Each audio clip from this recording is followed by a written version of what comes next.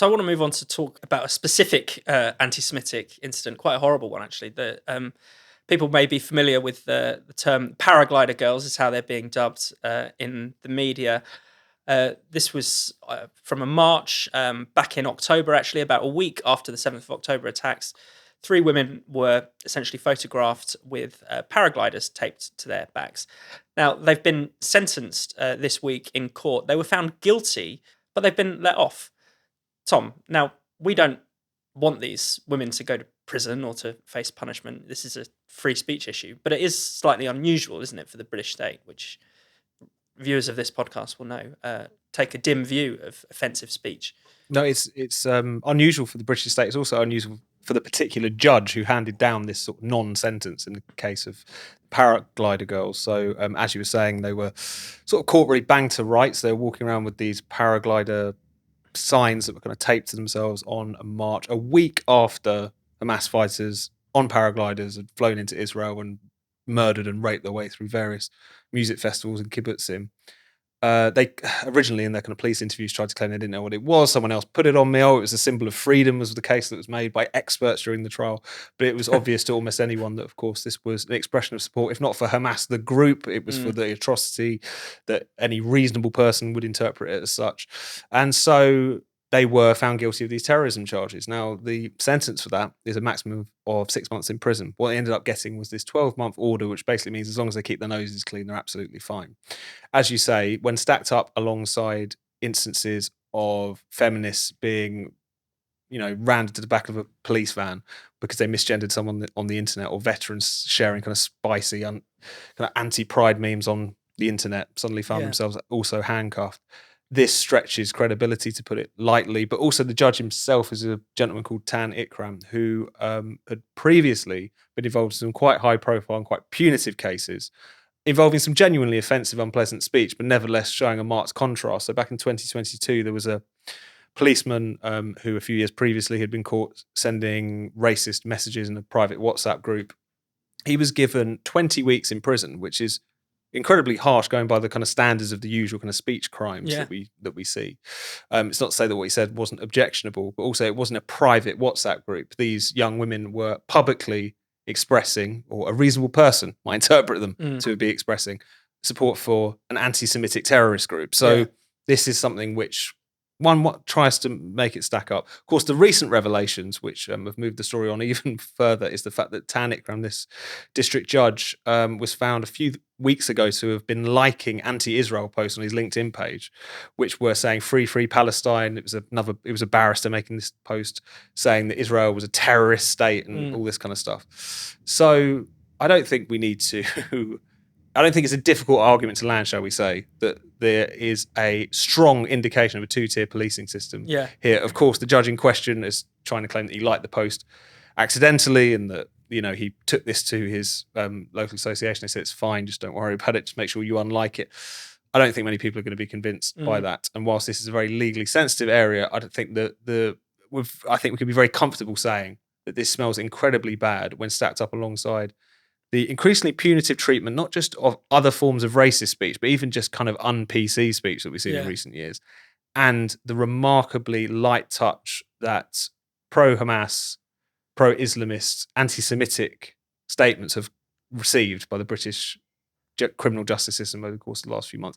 That is staggering now. And you can't help but feel for British Jews as they look at all of this. And it seems as if, the authorities actually go out of their way to make excuses for this kind of racism. So in this case, we had the judge saying, well, emotions were running high and they've learned their lesson.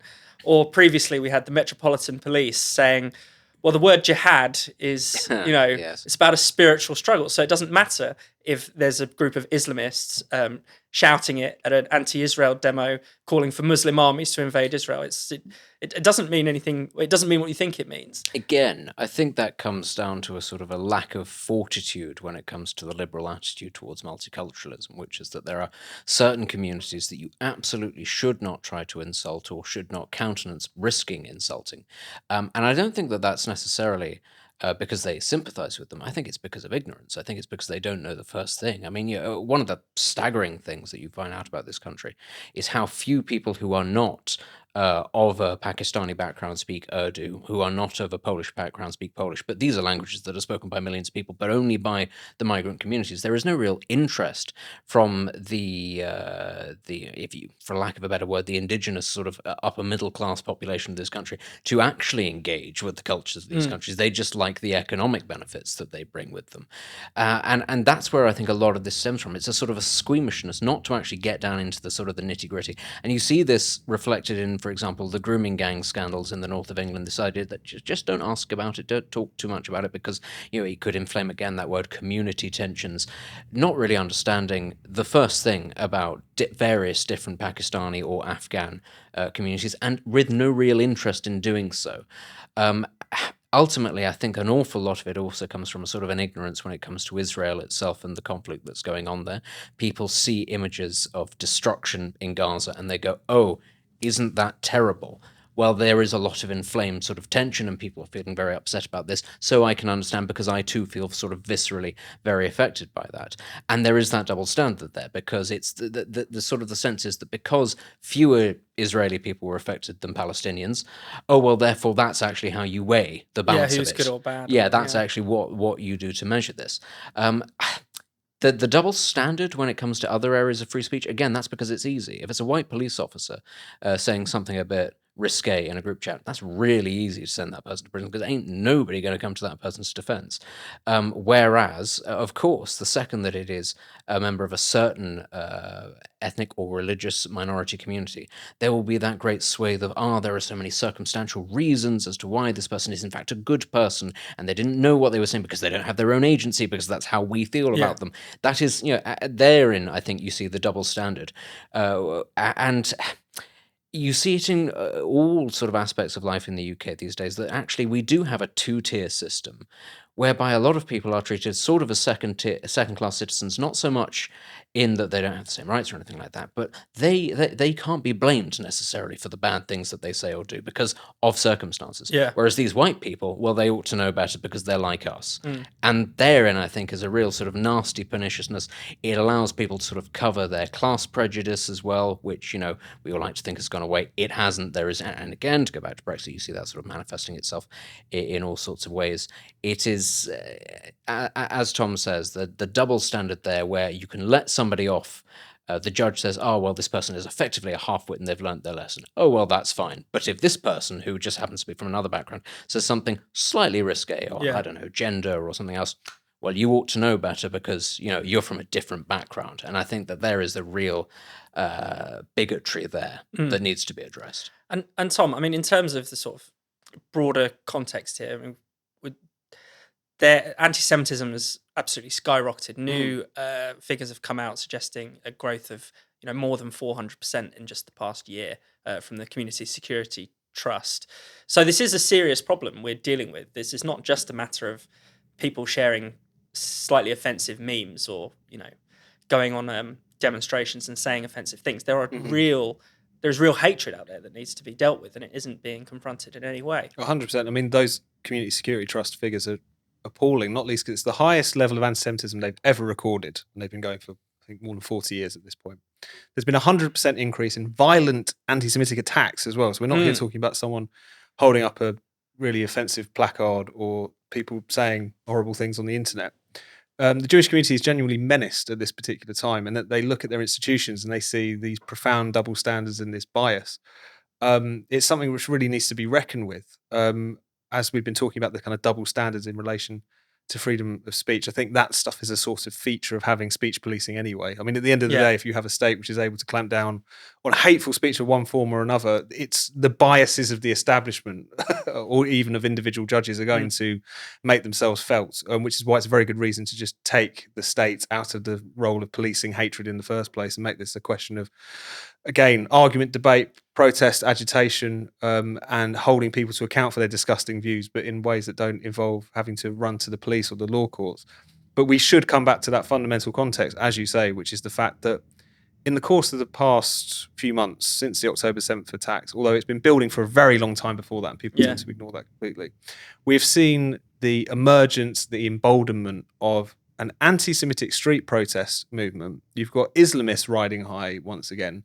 You've got genuinely kind of racist and fascistic people who are feeling not only able to make these statements, but almost feel, as I say, kind of emboldened, like it's kind of their time. This is their moment. And this is something that it sounds ridiculous to say we don't talk about it enough, but we certainly don't talk about it seriously enough. Yeah. It's something which flares up every Saturday. People share the horrible things that have been said on various demonstrations in London, then it kind of peters out. Again, it flares up in the Labour Party every time they find someone who's banged to rights about it, but generally speaking, trying to confront the roots of this, whether it be in multicultural sectarianism, whether it be in the growth of Islamism, all these things, religious extremism, are never really actually addressed. And again, it's British Jews who've had to bear the brunt for the mix of ignorance and complacency, which has met this particular issue in recent years. So we cannot forget about that. Yes, this is an important debate about where the double standards going with freedom of speech in this country and whatever, but the fundamental context is that historic, ugly, horrific rise in anti-Semitism, which no political party really has a genuine grasp on, I think, or plan to deal with. Nor do any of the anti-racist, quote unquote, charities, it seems, or the entire, diversity bureaucracy of the state that ostensibly exists to combat racism. I think because the Holocaust didn't happen here, and we have, in our sort of national consciousness, painted our post-imperial being as being opposed to Nazism and therefore opposed to the Holocaust.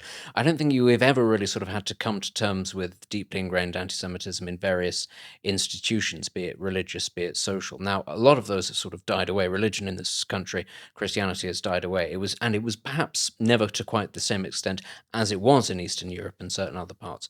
But I do think that plays a part in it, that simply because we were the ones that fought the Nazis, we sort of go, oh, well, that's fine. We're clearly not the bad guys.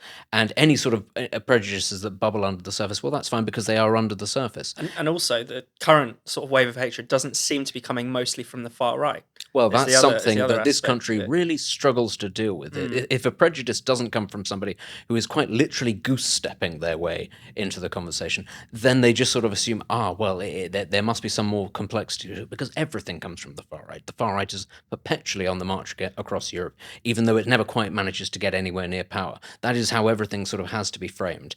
And as you say, it is the Jewish community in Britain that suffers, not just in Britain, elsewhere.